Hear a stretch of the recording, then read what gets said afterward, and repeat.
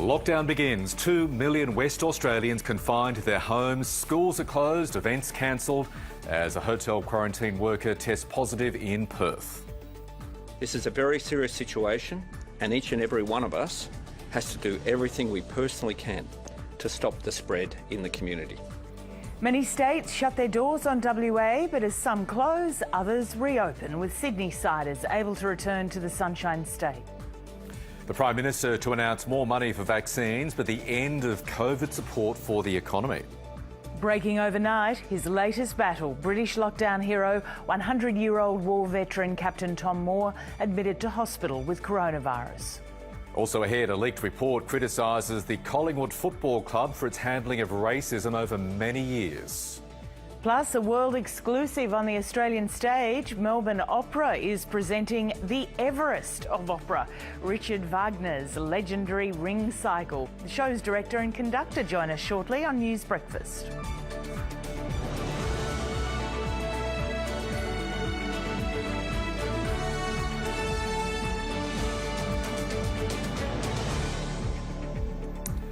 And welcome back this Monday morning. You're watching News Breakfast. Great to have you on board.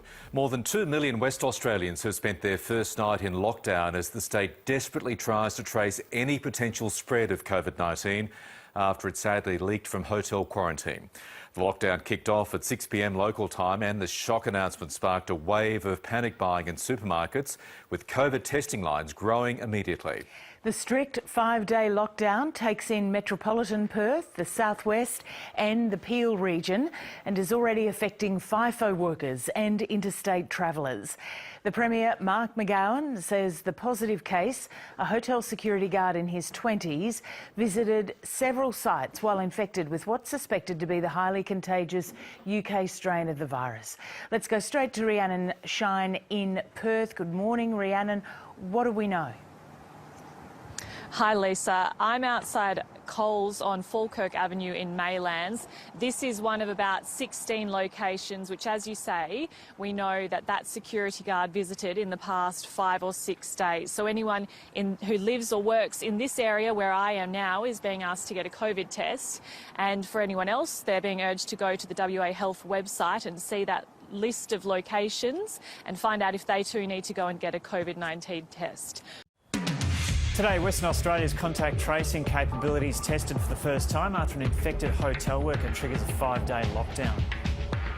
I know for many Western Australians, this is going to come as a shock. This is a very serious situation, and each and every one of us has to do everything we personally can.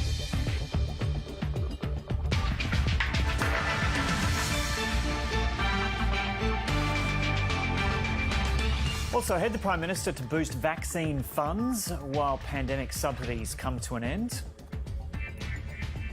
Myanmar leader Aung San Suu Kyi detained as the newly elected parliament is set to meet. And a scathing review of the Collingwood Football Club finds a culture of systemic racism.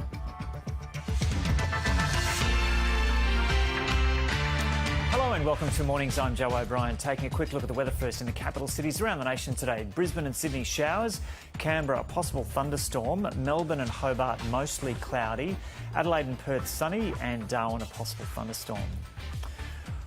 Wall Street finished trading with heavy losses back on Friday. The Dow was down more than 2%. The Australian market is expected to start its day lower. We'll check the figures in more detail soon with David Chow.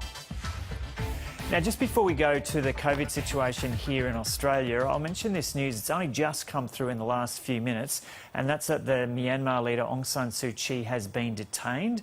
At this stage, all we have is one line on it, that she's been detained. And just taking Tonight, Western Australia finds no new COVID cases on its first day of lockdown as Queensland opens again to Sydney.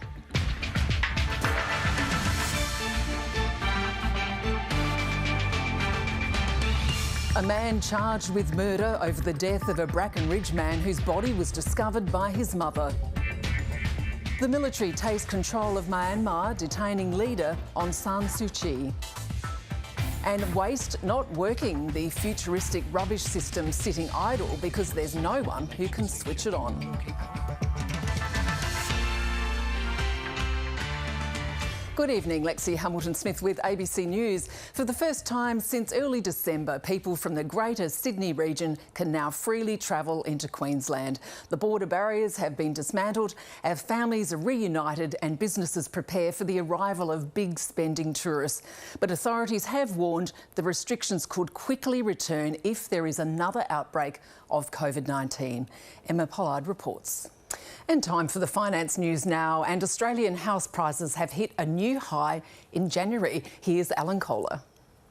The national median house price rose 0.9% to a record high $583,157 in January. But there's a wealth of stories hidden inside that number. Perhaps the biggest story is regional versus capital cities.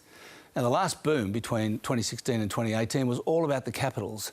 During the pandemic, regional prices have gone up 7.9%, while capital cities overall have barely moved.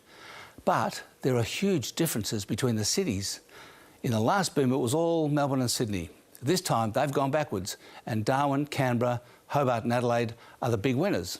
Finally, the 2020 pandemic downturn lasted 5 months. The one in 2018-19 went for 20 months. Unsurprisingly, the other thing that's booming is housing lending, up by a third year on year, according to data out today from the ABS. And that's mostly about loans for new construction, which have doubled since the government's home builder grant started last June. And today's final piece of good economic news was job ads, counted by ANZ. The index rose in January for the 8th consecutive month. The local share market produced a huge turnaround today, from being down 1.5% in the morning to closing 0.7% higher. And that came after a fall on Wall Street on Friday, although the stock of the moment, video game retailer GameStop, jumped 67% to $325 after freaked out brokers reinstated trading in the company, which has become the focus of a war between small traders on social media and the Wall Street establishment. And finally, the Australian dollar slipped to 76.5 US cents. And that's finance. Still to come this hour, the little guys who beat hedge fund giants at their own game. They're trying to send a message about the system being unfair, being manipulated, that historically it's been manipulated by the big guy, and now the little guy is going to manipulate them back and beat them at their own game. Plus, how the virus escaped hotel quarantine and plunged Perth into lockdown. That's coming up. Serena Williams' build-up to the Australian Open is on track after a straight sets win over Daria Gavrilova in the second round of the Yarra Valley Classic in Melbourne. And weather now with Jenny Woodward. Now, will Cyclone Lucas affect us at all, Jenny? No, Lexi, it's really too far away, but we might see some increased swells later in the week. Hello, everyone. Fairly quiet today. A few showers about the southeast and some storms out near the western border. Balearic Gas had a wind gust of 88 kilometres an hour and 8 millimetres of rain. And there have been some storms about the far northern Cape too, 16 millimetres in Cohen this afternoon. Now look at last month's temperatures, and Brisbane Airport had its coldest January on record, which is not surprising during a La Nina, as the cloud cover gives us cooler days and warmer nights. So even so, there's still an overall rise in the temperatures since 1970 by 1.3 degrees. But this map shows the increase in the 30-degree days or more. In Amberley, we've had about 5 more since the 1970s, 8 in Bundaberg, while just over 12 days more in Maroochydore. But Brisbane City, there's no change. Today, another scorcher for Birdsville, 45 degrees, 42 in Thargomindah and Winton, and 30 degrees around the Wide Bay area. Townsville got up to 33. Still 25 in Brisbane right now, after reaching 30 in the city and Ipswich, and it was just a little bit warmer further west in Gatton.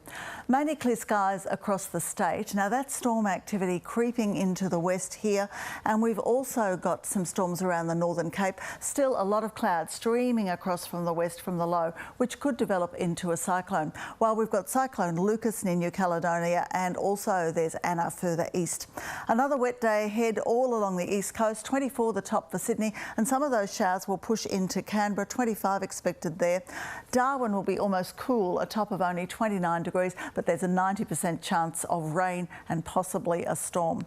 Onto the chart, and the inland trough will push a little bit further east tomorrow, and we'll have this hot tropical air mass feeding in, so there'll be an increase in showers and storms. Meanwhile, the coastal showers will increase, especially in the southeast corner as an upper trough is added to the mix. And of course, more showers and storms in the tropics in the unstable conditions, and that shower and storm activity will really pick up on Wednesday in eastern parts. To forecasts, and showers and storms possible across the north, but more likely on the far northern Cape. Mostly sunny around the Herbert with 31 for Townsville. Showers and storms about the southern and central interior, and we'll see some showers about the southeast tomorrow with a high chance on the Golden Sunshine Coast. Some heavy falls are possible on the Granite Belt too, a top of 24 in Applethorpe. For Brisbane, wet up to 15 millimetres on the forecast. There could be a storm later in the day too, with 22 to 28 in the city, up to 29 for Ipswich, and 28 also expected in Caboolture. Moreton Bay, east-northeasterlies 10 to 15 knots and seas under a metre. Wet again on Wednesday with another 15 millimetres possible and the chance of a storm. Then some light showers in the days that follow. So it's going to heat up next week too, Lexi. 34 degrees expected. All right, thanks, Jen. Take care. And that's all from us for now. Here is Lee Sales.